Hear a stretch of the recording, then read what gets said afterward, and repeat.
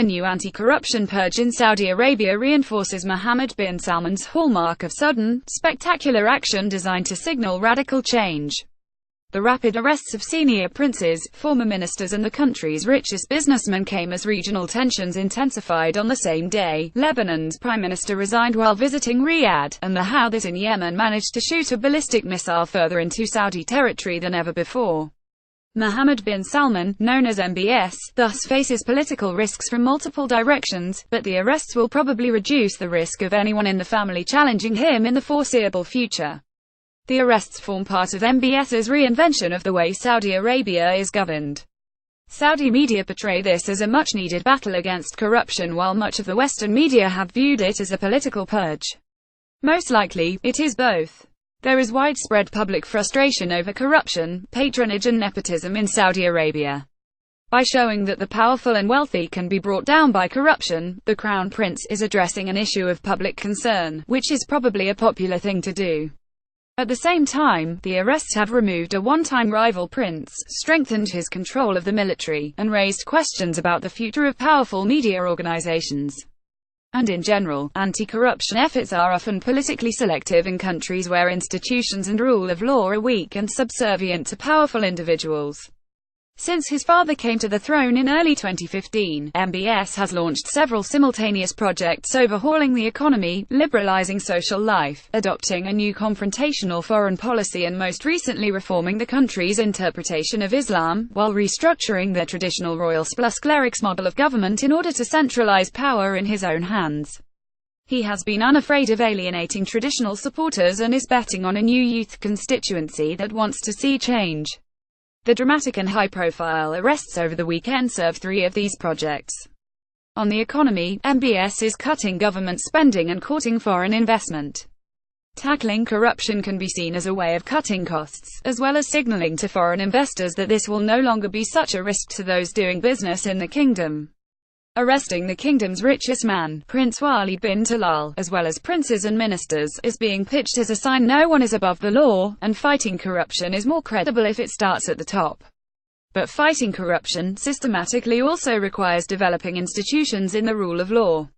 Just before the arrests were announced, MBS was made the head of a new anti-corruption commission, whereas in many countries this would be a judge or bureaucrat rather than a political leader. That leads into the second theme, the centralization of power in MBS's hands.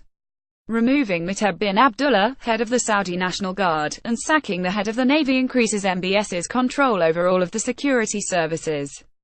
He had already ensured his control of the Interior Ministry when he overthrew Mohammed bin Nayef, then the Crown Prince and Interior Minister, earlier this year. Muteb, a son of former King Abdullah, was himself once seen as a possible future king. Now he and his brother Turki are both arrested, along with King Abdullah's former gatekeeper at the royal court. The businessmen arrested include a number who work close to the sons of Sultan, another former Crown Prince, as well as the heads of three major media organizations. They include Salah Kamal, chairman of Okaz Press and Publishing and a founder of Art and the Dalal al-Baraka conglomerate, Walid al-Ibrahim, head of MBC, and Prince Walid, whose businesses include Rotana Media. Thirdly, Mohammed bin Salman needs to reinvent the social contract for the post-oil era, and to find new ways to legitimize his leadership through developmental success and nationalism, as well as an increasingly authoritarian approach. His very visible anti-corruption posture forms part of an attempt to appeal to a younger generation of Saudis, rather than focusing on the traditional supporters among the royals, clerics and merchants. MBS will be conscious that at a time when the population are feeling a fiscal squeeze, they want to see the royal family cutting back too, although he too has been criticized for lavish spending, for instance on a $500 million yacht last year. More than that, he appears to be betting that a large constituency of young Saudis wants to see radical change in the way the country is governed. He seems to want to harness that sentiment in support of change that is driven from the top down, by him, rather than the bottom up, be that by protests, activists or more radical challengers. The arrests of these senior figures, including the sons of a king who was once seen as revered, come a week after MBS said that the model of interpreting Islam over the past 30 years was not normal and not Saudi Arabia.